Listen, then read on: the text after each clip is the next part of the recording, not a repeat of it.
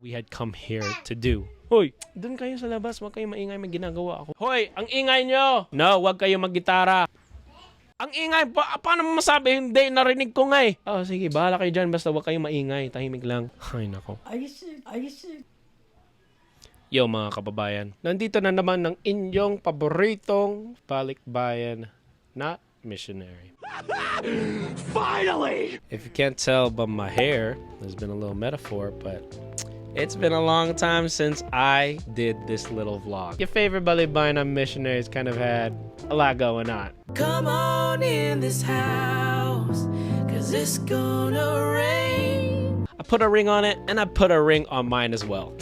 That could be another whole nother episode, getting engaged. But really, that's all just why it's been such a long time. I spent time with my family and This episode series, episode 1, is all about articulating, expressing, and deconstructing what that word means to me, balikbayan, and what it has meant for me in moving back here to the Philippines to live and serve a working class community as a balikbayan, not missionary. The way I translate balikbayan is I break it down into its two root words, balik and bayan. Balik meaning to return, bayan meaning land or one's own land. If you put the two words together in balikbayan, you get someone who returns to their land. I want to talk about a very particular experience that shaped what this word balikbayan means to me and what it could mean for those of us who choose to claim it in coming back here to the Philippines, or really to anyone who comes back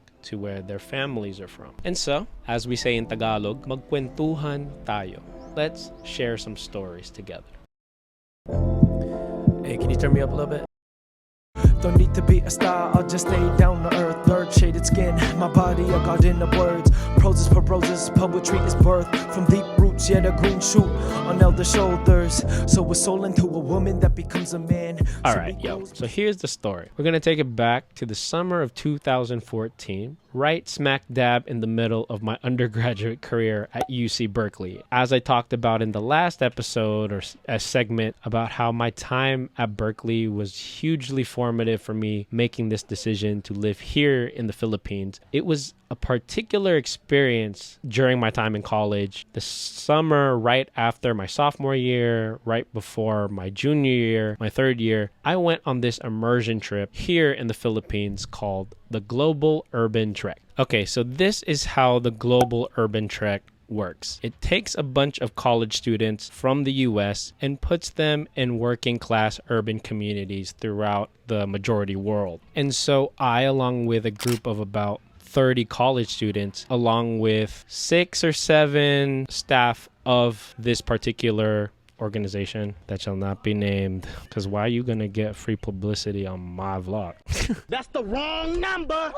We're all placed in different working class communities, different informal settler communities throughout Metro Manila, and live there for a summer. Really what it's supposed to be is about immersing us in their lives in an attempt for us to really see what it's like for most people in the world and have that experience influence our own life, career decisions after college. And so all of us were divided into groups that each partnered with a local organization serving a working class demographic, and I was placed in a youth organization called Anissimo, which I will freely publicize on my platform because they do really great work, and my current organization, Servants to Asia's Urban Poor, continues to partner with them. The Anissimo Youth Foundation works with at-risk youth from working class communities, from informal settler communities, provides them with housing and education for about 2 years. All of this is an attempt to be able to provide them with the opportunities and life decisions that realities like systemic poverty don't give them. And so I and another one of my actually really good friends up until this day, because of this trip, we were assigned to work with Anissimo in a community called Letre Malabon, in the city of Malabon, is a informal settler community. And every time Anissimo has a new batch of youth that they're going to work with for 2 years, they start them off with a week-long orientation that they call work camp. And so when we were there in the summer of 2014 on the Global Urban Trek, those of us working with Anissimo got to tag along for that year's work camp. The thing is, that particular work camp of July 2014 would turn out to be very different from all the other work camps that Anissimo has had. Here's the thing about Anissimo's work camp. Usually, Anissimo has their work camp at their own retreat center by the beach in Puerto Galera. It's a beach side, it's a beach, beautiful ocean area here in Luzon, in the island of Luzon. Those of us here in 2014 were told that that is where we would have work camp that year. And so we even saw pictures of previous work camps where youth are having fun in the ocean. The water is beautifully clear. It's a nice beach. And so we're kind of thinking that maybe we're doing something wrong. We started feeling a little guilty because we thought that this whole trip was about enduring the difficult daily lives of the working class in the Philippines. We thought the summer was about being challenged to be uncomfortable, not spend a little vacation at the beach. But, you know, because we were told to go along with what our hosts tell us to do, we just decided to go along with it. And so we expected to be going to the beach when we left for work camp. And I'll never forget that day of leaving for work camp. Early in the morning, all of us college students are with our youth from Anissimo, and we pile on to various tricycles to go to work camp. And the funny thing was, as we were getting along on our commute on the journey, the tricycles started going up a mountain. And I remember thinking very vividly, this is a weird place to put a beach. Why would there be a beach on a mountain? My little naive 20-year-old self had not really been able to put the pieces together that we were not going to a beach that year. What? Lo and behold, the tricycles reached their destination at the top of this mountain. I don't know. Till this day, I don't really remember where that is. But what we see when we get there is we arrive at what looks to be an abandoned farm with mud everywhere, mosquitoes everywhere, and this one carabao or water buffalo just chilling by the abandoned farm and adding to the very particularly pungent smell of this place. We college students were in shock because we had expected to be seeing a nice beachfront retreat center. Instead, we were given an abandoned farm in the mountain in the middle of nowhere with one carabao and mud everywhere. We didn't have a lot of time to just process the fact that we're not at a beach and we're at a mountain, because we were right away told to attend the orientation of this work camp. And so we're all together in this little shed area. And so the MC for that week walks us through what to expect for the week, what the programs and schedules would be like, when to wake up, go to bed, etc., etc. Typical youth camp stuff. But there was one particular thing that the MC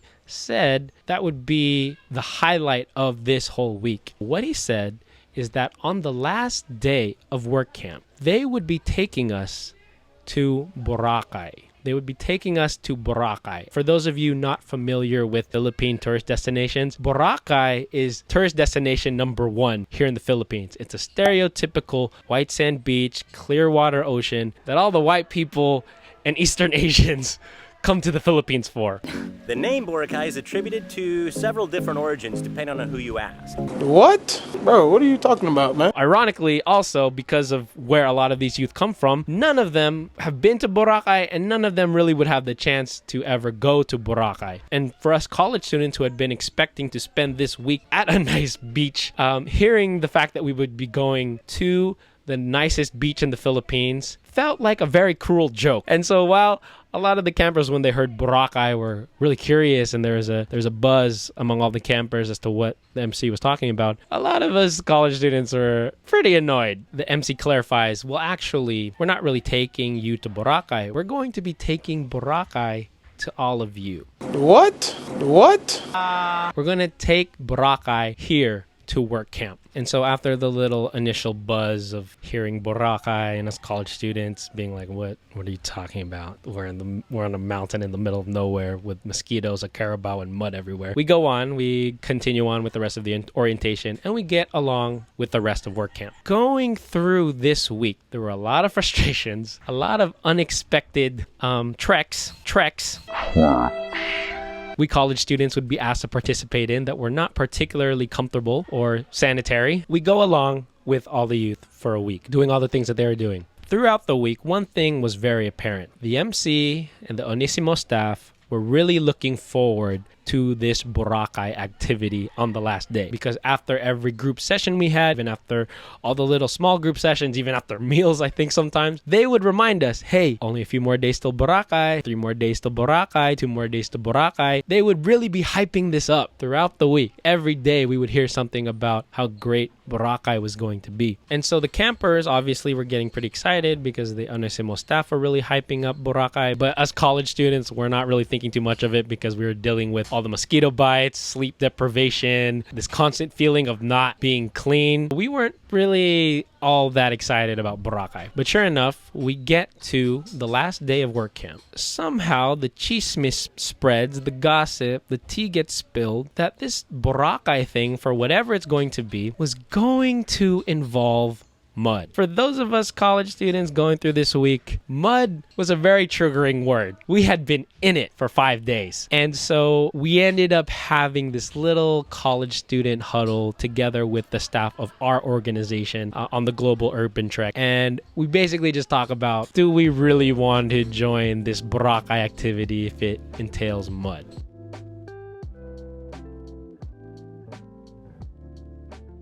Iya, talaga naman.